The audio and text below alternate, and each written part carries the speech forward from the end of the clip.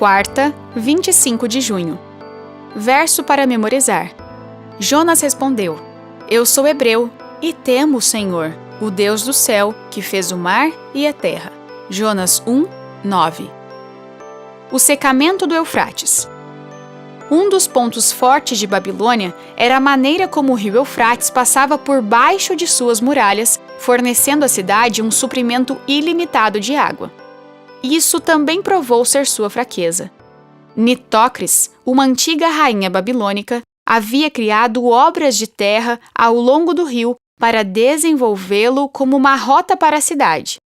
E, no processo, desviou o rio para um pântano, permitindo que as equipes trabalhassem confortavelmente. Ciro percebeu que poderia fazer a mesma coisa, secando o Eufrates o suficiente para que pudesse marchar confortavelmente com suas tropas sob o muro. Uma vez dentro dos muros da cidade, ele encontrou os muros defensivos que seguiam o rio pela cidade desprotegidos, e a cidade foi tomada em uma única noite. O antigo historiador grego Heródoto relata que, abre aspas, aqueles que viviam no centro de Babilônia não tinham ideia de que os subúrbios haviam caído, pois era uma época de festival e todos estavam dançando e se entregando aos prazeres. Fecha aspas. Pode haver alguma dúvida de que essa é a mesma festa descrita em Daniel 5? Ouça Daniel 5, 18 a 31. Ó rei, o Deus Altíssimo deu o reino a Nabucodonosor, seu pai, bem como grandeza, glória e majestade. Por causa da grandeza que lhe deu, pessoas de todos os povos, nações e línguas tremiam e temiam diante dele. Matava a quem queria, e a quem queria deixava com vida. Exaltava uns e humilhava outros. Mas quando o coração dele se elevou e o seu espírito se tornou orgulhoso e arrogante, foi derrubado do seu trono real. Perdeu toda a sua glória. Foi expulso do meio dos filhos dos homens. O seu coração foi feito semelhante ao dos animais, e passou a morar com jumentos selvagens. Comia capim como os bois, e o seu corpo foi molhado pelo orvalho do céu, até que reconheceu que Deus, o Altíssimo, tem domínio sobre os reinos do mundo e os dá a quem ele quer.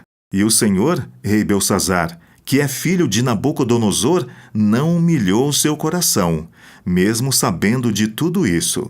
Pelo contrário, se levantou contra o Senhor do céu, mandando trazer os utensílios do templo dele, para que o Senhor, ó rei, as suas mulheres e concubinas, juntamente com os homens importantes do reino, bebessem vinho neles. Além disso, o Senhor deu louvores aos deuses de prata, de ouro, de bronze, de ferro, de madeira e de pedra, que não veem, não ouvem e não sabem nada. Mas o Senhor não deu glória a Deus, em cuja mão estão a sua vida e de todos os seus caminhos. É por isso que ele enviou aquela mão que escreveu na parede. E o que está escrito é isto: Mene, Mene, Tekel e Parsim. Esta é a interpretação daquilo. Mene, Deus contou os dias do seu reinado, ó rei, e pôs um fim nele. Tekel, você foi pesado na balança e achado em falta. Pérez, o seu reino foi dividido e entregue aos medos e aos persas. Então Belsazar mandou que vestissem Daniel de púrpura, que lhe pusessem uma corrente de ouro no pescoço e que proclamassem que passaria a ser o terceiro no governo do seu reino. Naquela mesma noite, Belsazar, rei dos caldeus, foi morto, e Dário o Medo se apoderou do reino, quando tinha mais ou menos 62 anos de idade. Apocalipse 16, 12 a 19. O sexto anjo derramou a sua taça sobre o grande rio Eufrates. As águas do rio secaram, para que se preparasse o caminho dos reis que vêm do Oriente. Então vi sair da boca do dragão, da boca da besta e da boca do falso profeta 3 espíritos imundos semelhantes a rãs. São espíritos de demônios, operadores de sinais, e se dirigem aos reis do mundo inteiro a fim de ajuntá-los para a batalha do grande dia do Deus Todo-Poderoso. Eis que venho como vem o ladrão.